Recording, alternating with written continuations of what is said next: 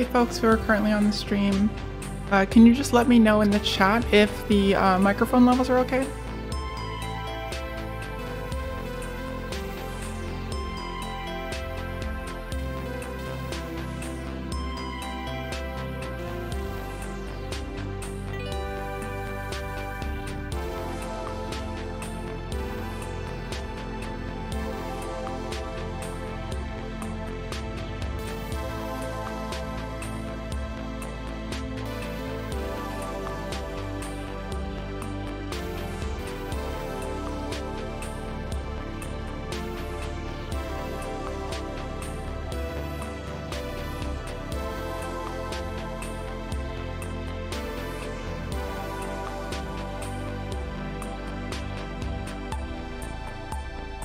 Okay, cool. So let's go ahead and begin. Give me just a minute.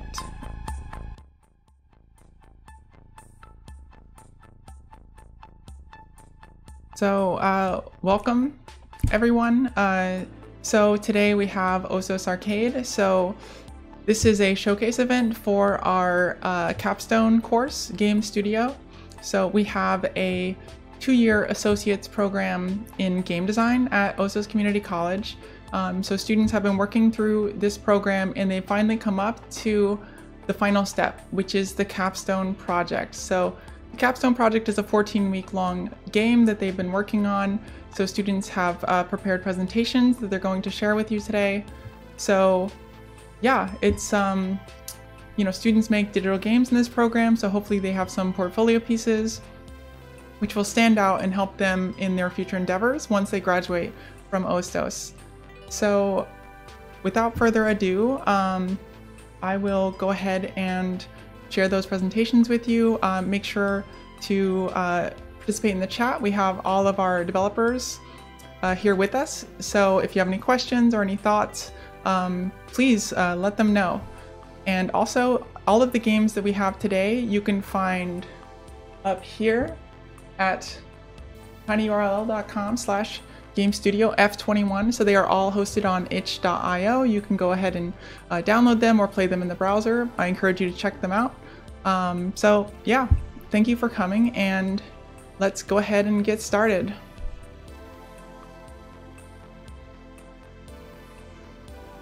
Hi, my name is Adam Turner and today I will be talking about my game Codename Fairy Tale, which is a Twine game.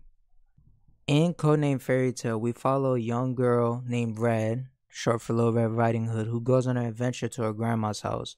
Along the way, she faces challenges and enemies, but also gains an ally named Leon, who's mysterious and unknown, but accompanies her on her journey and helps her fight the challenges ahead.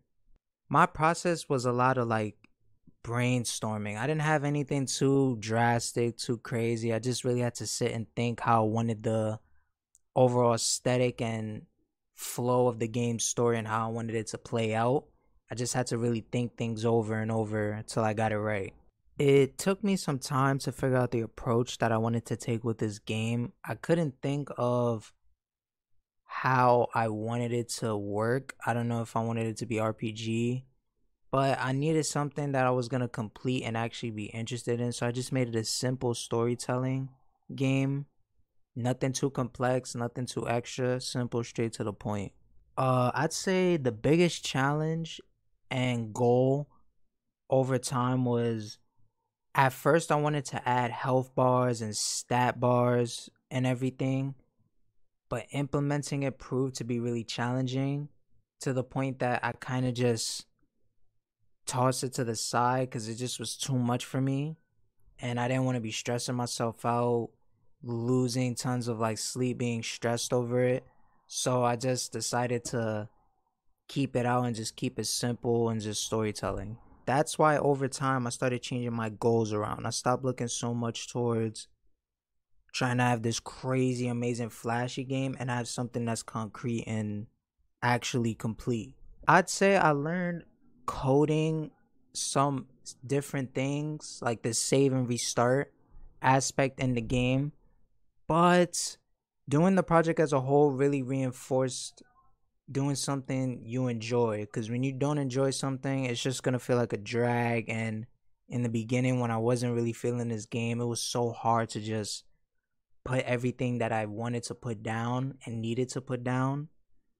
So when I finally set myself on something concrete, it really made things easier to just breeze through.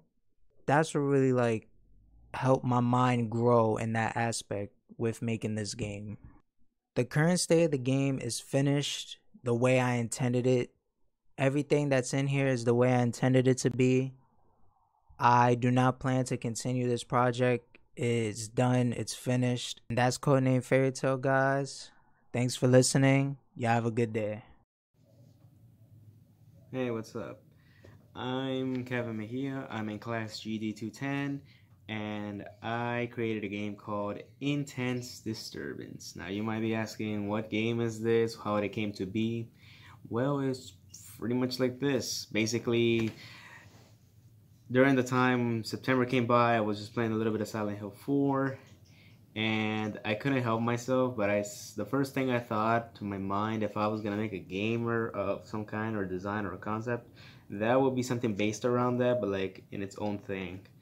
So see how Silent Hill 4 is built with a lot of tension, since you have limited supplies, limited ammo, a lot of enemies around you. You either avoid or attack with the right proper tools you have, and survive as much as possible to get to the goal of the game.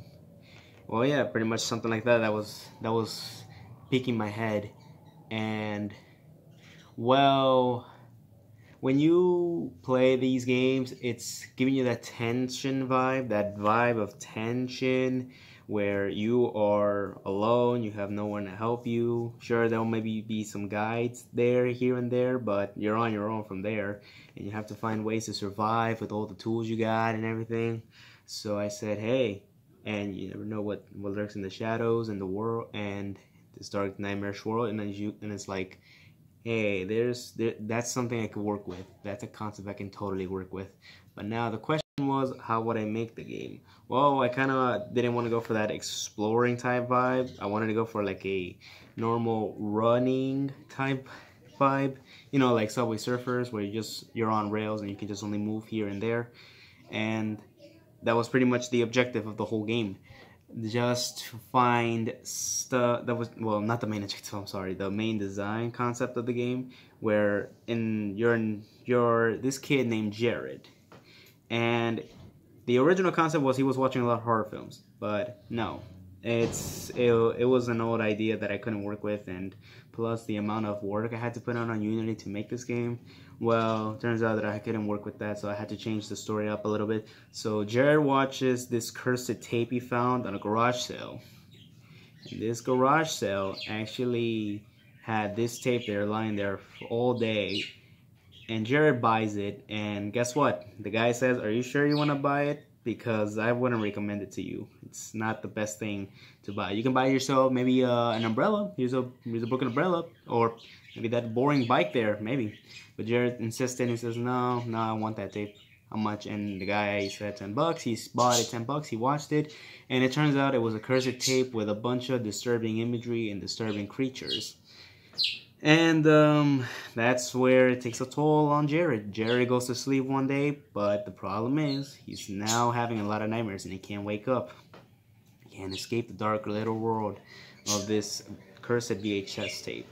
Now, this VHS tape has monsters in it, so you would expect some monsters. And the game revolves around you as Jared trying to run, and in order to wake up, the only way you can wake him up is with a clock piece. But the clock pieces are scattered everywhere, so you have to find them and pick them up quickly. And Jared will start running. You cannot control him, but you can move him left, right. You supposedly there was jumping, but it had nothing to do with the mechanics or the breakdown of the game, so I just took that out. You have a weapon with you. You have a candle that holds light for you for a while, but you can only use it, but it only has fire for a limited time, so you need to pick up lighters and lighters so you can restore a little bit of fire so you can verbally see what's in front of you.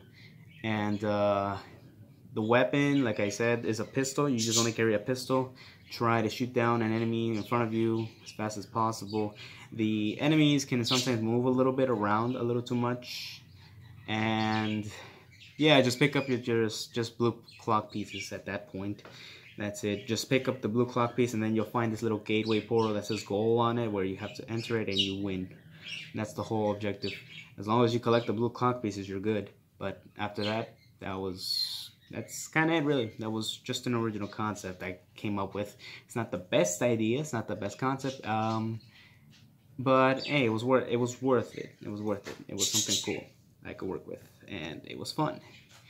And now in the future, maybe I'll probably make a maybe another improved version of the game, or maybe I'll start a new project into Unity. I'm not so sure yet. I'm still thinking about it, but it's either that or work with another type of game with a different concept. But yeah, that's it. Hopefully you enjoyed it. Hopefully if you guys played it, hope you enjoyed it. It's not, I'll be honest, it wasn't the best thing I was thinking of, but I made it work somehow. I had to take some stuff, I'll be honest, I had to take some stuff like the shield. I had to take stuff like the jumping, like I said before.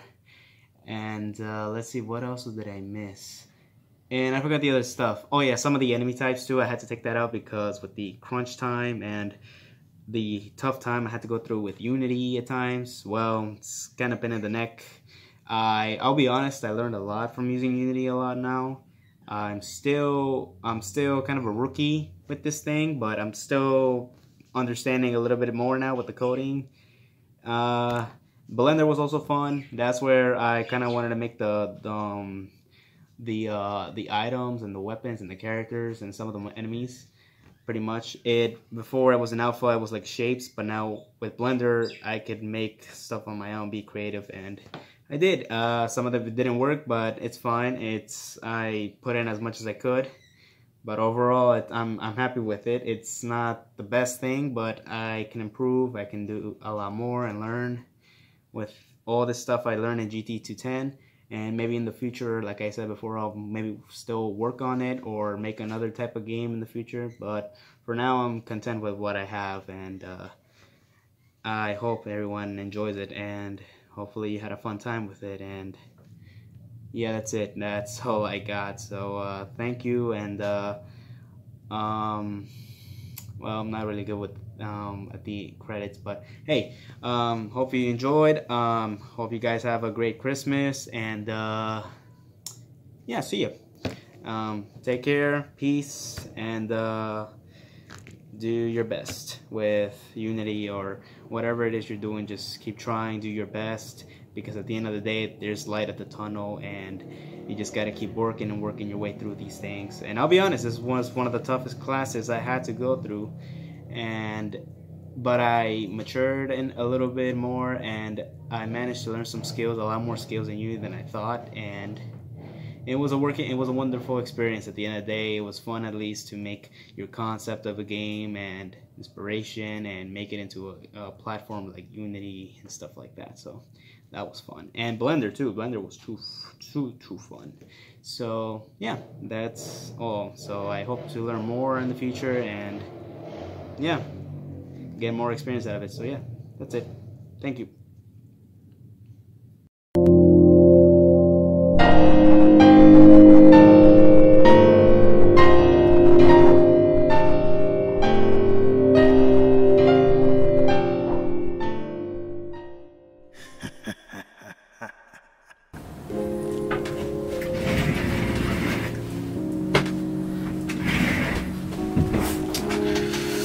Alright, hey everybody, my name is Kevin Esther, and I am one of the producers of The Journey.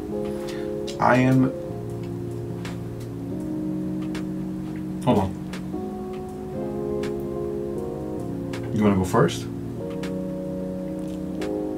Oh, okay, that's fine. Well, I'll be going second at this point, I guess. I'm just gonna let you guys, hear my partner Jonathan first. Hello guys, my name is Jonathan, and this game is called The Journey. This game is actually based off is a text-based game, and depending on the choices you may get different endings or different choices. Throughout the game development process, the way we wanted to create it actually never really changed. We actually really wanted it to be text-based. We really wanted it to be choice-based. We actually added some music, which makes it more interactive with the player, and we actually used Twine to actually make this text-based game. I think the most challenging thing in the game was when I was trying to create text boxes, because I wanted to make it look like a cool cyberpunk way, but it was really impossible to do. So I just went with a simpler, minimalistic look, which turned out pretty good, and I really like it. So yeah. The game was actually made between me and my partner, Kevin. We went throughout 3 different phases. We went beta, alpha. We went through a lot of playtesting to test the choices and how the player will interact with it, how understanding the game will be to them. And yeah, we don't have no plans to port it to Switch or anything like that. It's just gonna be on itch, and yeah, it's gonna be free to play. Anybody could play it. And yeah, bye guys. Thank you so much for that, Jonathan, and it was a pleasure working with you. Going back to it, what is up, guys? My name is Kevin, as I mentioned before, and I am the co-developer of The Journey. I was the sound engineer, visual artist, as well as co-writer. We worked on this game for a couple months. Well, maybe a couple months isn't the right word, but we worked on this game. I am a bit nervous, but also kind of excited to show you guys what we came up with and what we have for you guys to see. Well, that's what that means, duh.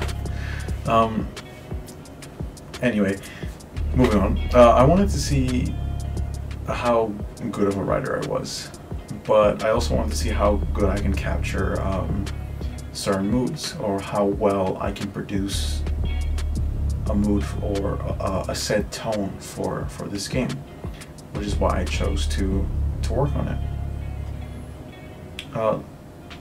Going on with the tracks, I made these tracks intentionally sound off and sound a little offbeat as well, specifically for the reason of wanting to capture a ominous feel to them. Not every track has that ominous feel to it. There are a couple of tracks that are very upbeat and are very nice, which I will demonstrate quickly.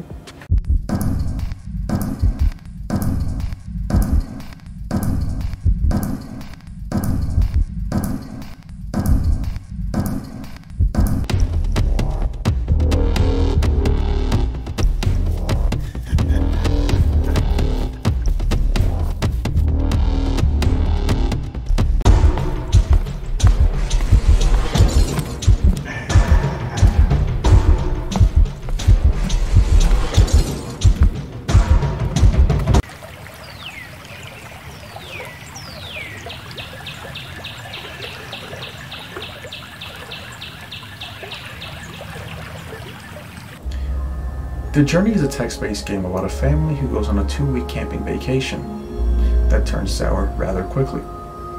Players will have to make choices, and these choices can have a major impact on the story. With 5 endings to this story, or this game I should say, we wanted to give players a sense of completion, but we also wanted to give players options to see how they played the game, and give them options to mess around with. Those options being the other endings that you can possibly get. The game originally was going to take place pretty much the same way, in a cabin, but it was going to be taking place in a winter scenario, where the family would go to the cabin or lodge, and there would be a sudden change in weather where the family would essentially freeze to death if you didn't make the right choices. This game had its ups and downs, mainly when it came to working on text boxes, because for whatever reason, Twine just does not like when you have two of the same story open at the same time. When creating these text boxes, they were fine at first, but after publishing the file and downloading them, for whatever reason, the file got messed up, and it took us a very long time to go back and fix it. Each and every one of the pages that, were messed up, we would have to copy those exact pages into a Google document, delete the original page on the Twine, and retype everything that we had in, just so that we can see where errors were that wouldn't let us make up these text boxes. Switching gears now with better audio quality, I want to thank everyone for taking time out of their day to watch, Jonathan and I talking about our game that we spent quite a while working on. I also want to give a big shout out to everyone in our classroom who was part of this, course. You guys are all great, and I hope you guys make some really dope things. Please check out our game on itch. I will put a link in right here. You can screenshot that, you can take a picture of it, and please play it. Leave a comment. I think I have comments on available, but yeah, other than that, again, thank you so much, and you all have a good one.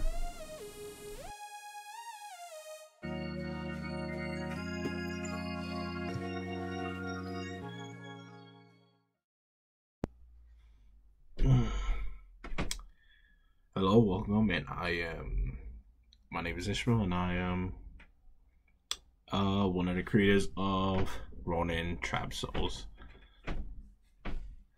We've been working on this game for about basically the whole semester, and it was definitely a challenge. It was supposed to be a top-down dungeon crawler, a roguelite, stuff like that. And the game was, we finished it. It was pretty good. I wanted it to be better, but I do like where it is now. Making the game was kind of, when we first started, we had a big idea. We wanted it to be this big thing. We wanted weapons. We wanted other types of weapons. More enemies, bigger areas, and we wanted all of this in the game. But then, as we're working on it, making it, we start to think, maybe this might be a little too much of a big idea, making this game. And for what we wanted originally, it was actually pretty much of a big idea. We wanted a lot from this game, and we actually had to slim down the ideas that we wanted to do. We took out the weapons, we tried to leave it, we made it, basic, but we still tried to put in a lot more other stuff. We added like a boss, more enemies, different rooms, instead of you just sitting down in one area. Yeah, but making the game, like when we first started, it was pretty easy getting basic movement in and all of that, having attack animations in, all of that, and then making it so that you could be bound in an area, so you couldn't be walking off into nothingness and darkness. And then after that, it was like, oh, we have to add enemies, make them follow you and stuff. That started getting more and more challenging. There was actually times I actually had to stay up and work on a code because it was broken and I couldn't understand why. So I had to sit there and try to understand why the code was broken. And it's just, like different stuff. I had to stay up working on code certain times. Sometimes like the enemy's code. I had to stay up and work on that. The player's health wasn't working at some point for some reason, and I had to stay up working on that. And we also, doing the art was actually pretty fun for me. I actually like to draw, I like to do all of that. And making animations was actually fun and challenging at the same time. Because when I first started, I had nothing, I didn't really know what the character would look like or anything. So I had to sit down, and draw, what he should look like, what he should be doing, how should he be moving. And after after a day about thinking about it, I actually just decided to go for it and see what I can do. And I actually came up with the design for the character, and I actually really liked it. Now the boss, I actually really liked designing him. There was a lot more supposed to be to the boss. He was supposed to have, a big giant red sword, but it didn't get added to the game because it was animations were working right. Also, the regular enemies, the regular small enemies, they were supposed to have attack animations too, but we didn't get to it. But we do have damage, we do have player health. We were supposed to have load screens and stuff like that, but that also didn't happen. There were also supposed to be pickups that didn't happen. But we still tried to do a lot more. We made it so that, when enemies hit you, you get sent back.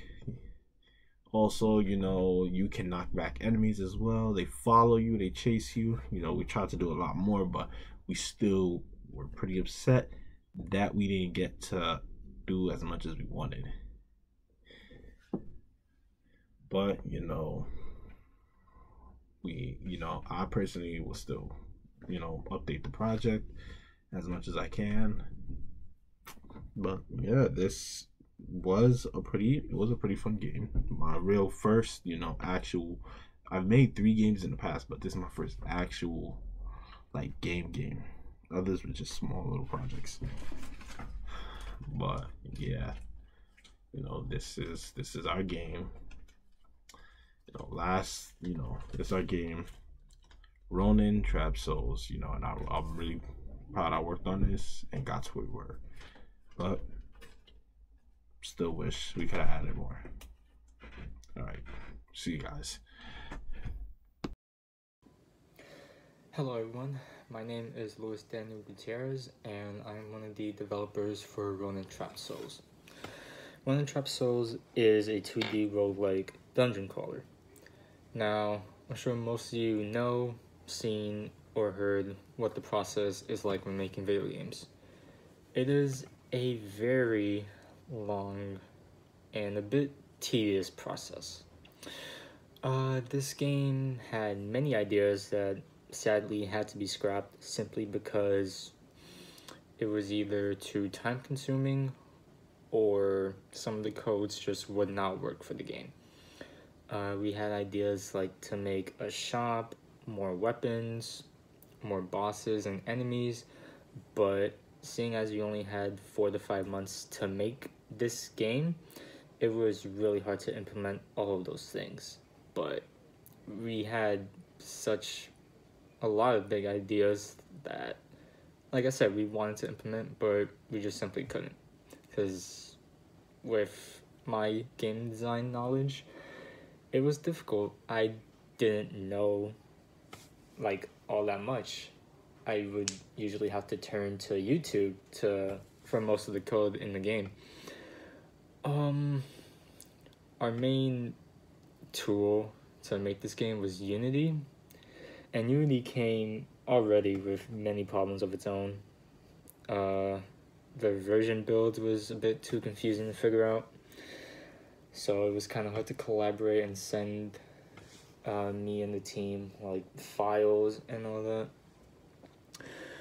that. Sometimes the codes would simply just not work the way it was intended. We had an idea to add a dash mechanic where you would press on one of the arrow keys and press spacebar, and you would dash, but it would just not work. So that was one of the mechanics we sadly had to scrap.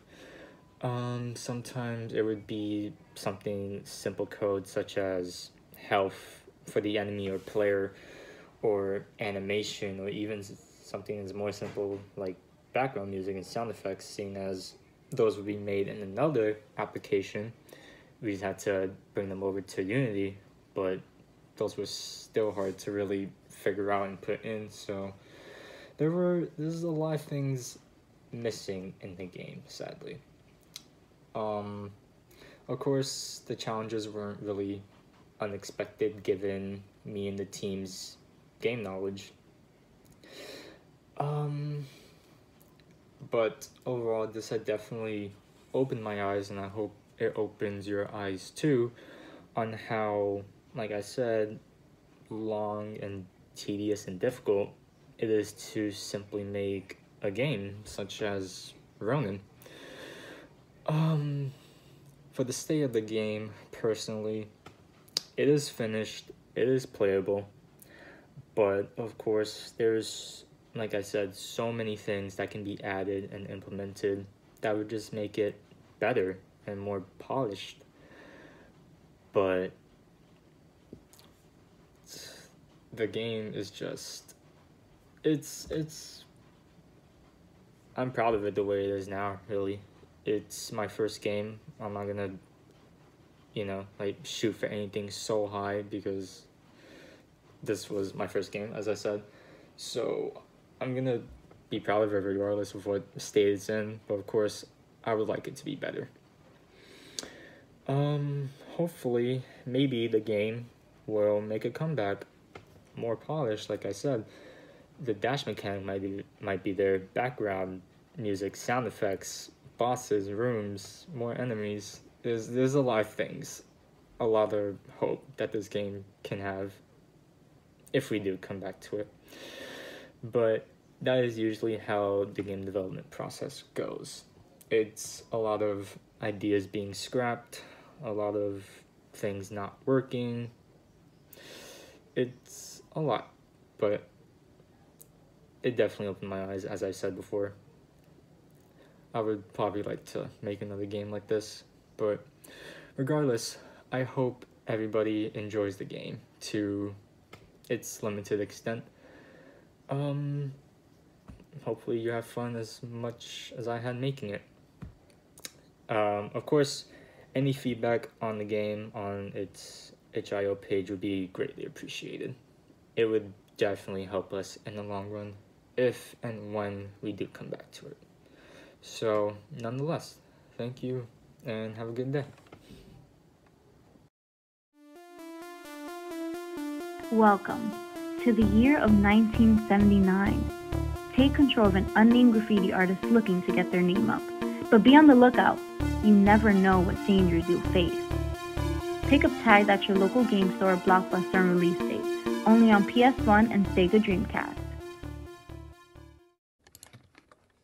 Hello, my name is Eric Ortiz, and today I'm going to show you the process that went into making our game Tagged. So originally, Tagged was going to be done in Unity, but we had some issues getting the mechanics to work properly in the actual engine. So we spent a few weeks working in Unity, but we just had a lot of issues with it, so we eventually moved on to Unreal Engine, which you're seeing now, which is a lot easier to use due to the blueprint system it has. So the premise of Tagged has you controlling an unnamed graffiti artist in late 70s New York City. You're avoiding police and thugs in the subway station. The goal of Tagged is to make your mark by tagging various walls and avoiding police. Explore the dark areas of the subway. So one cool thing about this game is the camera. Throughout the game, there's like specific points where you can see the cameras are set up, like here and there, and over here, up, down there, right here. And what they're there for is when you press play, it's kind of like an old school survival not horror. It's not a horror game, but yeah, the camera follows the player, changes depending on their location, and follows them, kind of like Resident Evil or Dino Crisis. Yeah, we went for an old school camera system just to get the vibe right of the game. The camera system can be found in the level blueprint, which is shown here.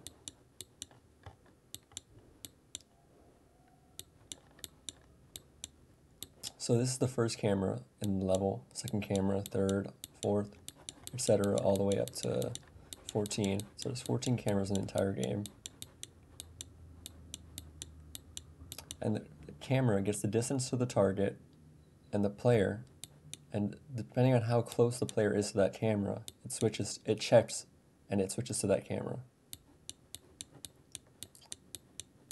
So it does that for each specific camera, it checks the distance from the player.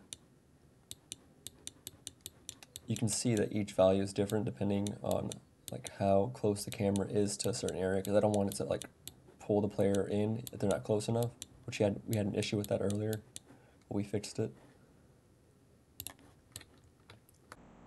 Hi, my name is Michael Medina, and the game me and my team worked on is called Tag. The concept is that you are an up-and-coming graffiti artist, and the best place to get recognized is by spraying your art in a subway station.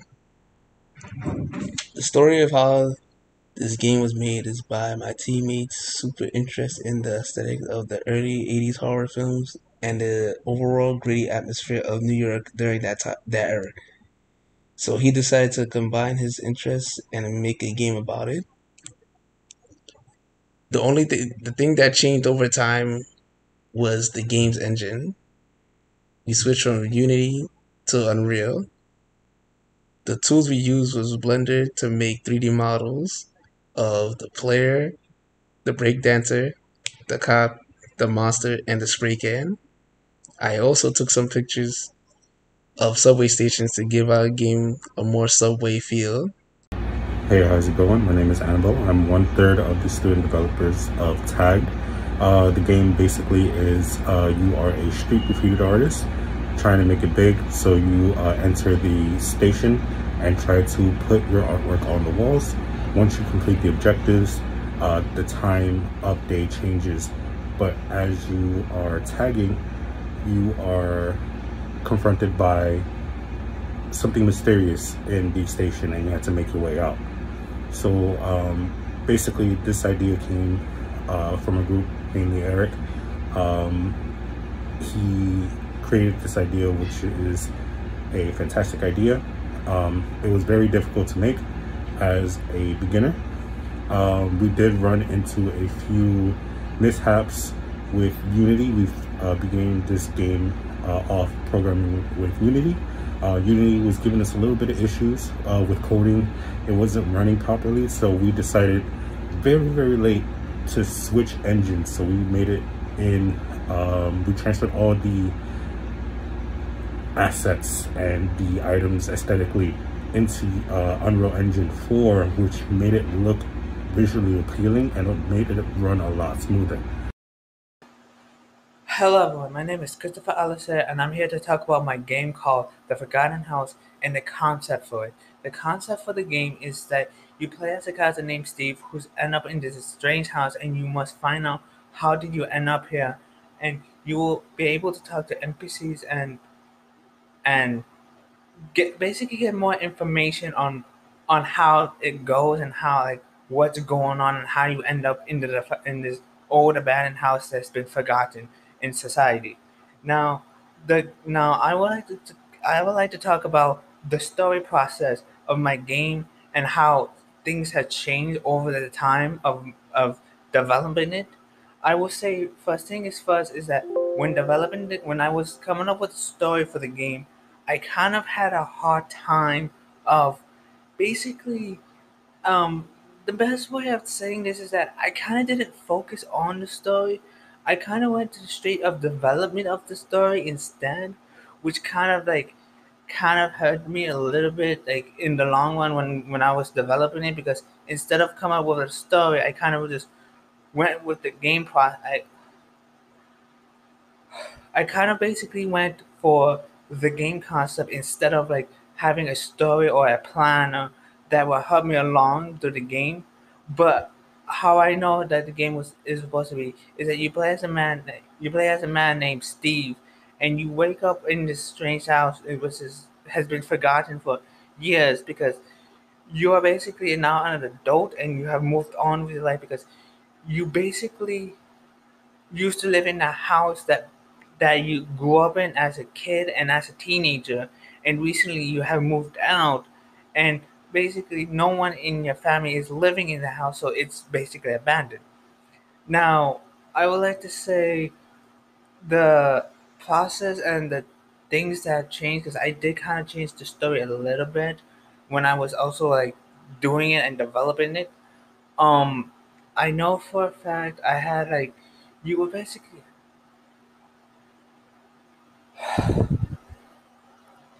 Um, so basically, the things I changed, and I kind of did change significantly, was that I remember I changed. I think I changed. Okay, no. So go back to like story. The story is basically about how you are trying to find out how you got up there and how you end up there, because you're basically trying to piece along like, what had happened to the house that you lived in and get a better understanding like how things used to be in that old house that you used to live in when you was a kid and teenager basically. So the things that have changed and that has significantly changed over the time of the development is that I basically had I had like the living room to be very open, and it used to be very open to the point that I needed to add like more stuff, like more house items, but I have gotten feedback from it from one of my peers, a couple of my peers during the process, and when I had gotten the feedback, I was told that I had to change some stuff. So I basically condensed the living room to be a little bit smaller and to be kind of like not small to the point that it's betting anything, but small like to the point that it's like makes it like a reasonable living room. And I did add like some materials a like a TV, a trash can, a flower pot, a cat, a table with a tea, etc. and etc. I would like to move on now to I will move on to like the challenges that I had and how did I face it and how did I grow from it? Like what kind of growth I had? I would say the challenges that I had was kind of like complex, like oh no, okay. The tool that I was using for the game was Bitsy. Bitsy is kind of like an easy is an easy maker to help with making games, but you have to be more creative with it. In which I think that was like the challenging part for me because I had to basically like I already had like everything. I had the code there. I had basically the necessary things that helped me within the game to make a game. I just needed to add like more stuff like that had more details basically, like more details within the game, which I kind of say I kind of had like a little problem with because I was kind of procrastinating. I can't say that was my biggest challenge while making the game was doing the game because like I was kind of procrastinating afterwards, and I had to pick it up like almost near the end. And also I remember another challenge that I had was the levels like you move on to the next level because I remember for a fact when I was making this, I had like sometimes like I had like when you leave like basically when you go to the exit, you're supposed to go to the next level, but there was times that the levels were just randomly the levels would just randomly go back to the living room, or there's times you get sucked into you get pushed into the wall as like the exit, and there's times you couldn't leave the wall, which was a problem.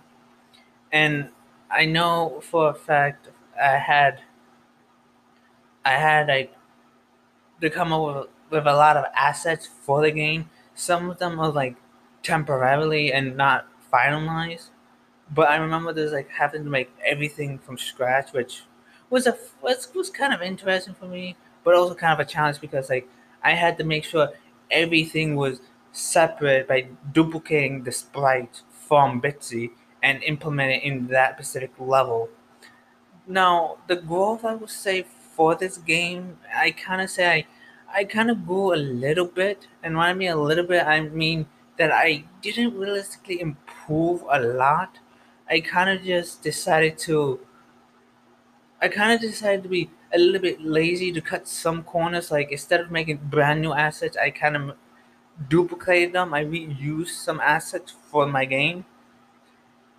But I would say the growth I had was the levels, like moving level to level, because I think that was something like that was kind of a challenge to me because sometimes you just get once again, like I said before, you get stuck into like the wall, or sometimes you just return to the living room, or you couldn't leave, and I had to like actually take my time and actually look at the code by testing it myself and seeing, oh, okay, so I have to move this exit somewhere else because it overlaps with the with the original with the other exit that I had, which was on top of the other one. So I basically had to move them aside and make sure that the exits would not restrict the player from moving one area, and the one area, or not be allowed to return back to a specific area if they so wish to.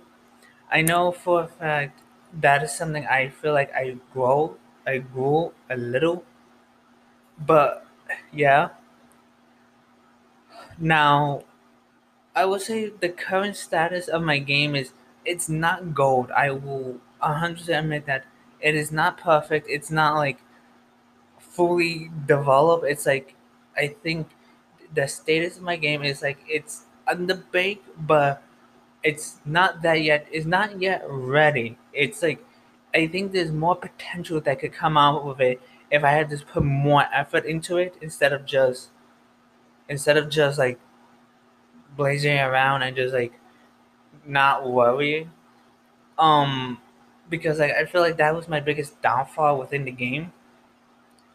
Now, I would say moving forward, I'm planning to still work on the game, but like when I'm ready, instead of like saying, okay, after this, I'm not gonna work on it. No, I'm planning to just like take a break and rethink of like what I'm gonna do of like making the game work and make the game playable and actually golden and fully complete, because it's kind of incomplete, which is like it's kind of okay because like I was planning to have like a cliffhanger because originally I was planning to have a cliffhanger for both endings. Yes, I kind of did add two endings, but it's like one of them like you get it's just like a be to be continue and stuff.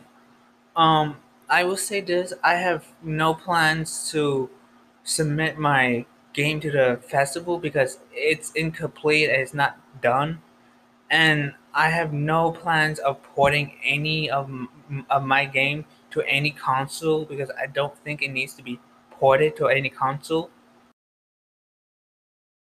Okay, so yeah, those are our projects from Game Studio from fall 2021. So yeah, thank you everyone for coming to the stream and supporting our students.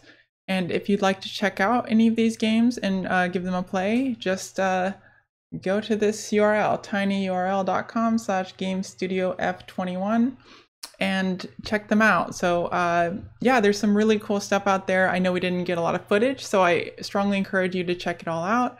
And yeah, thank you for tuning in.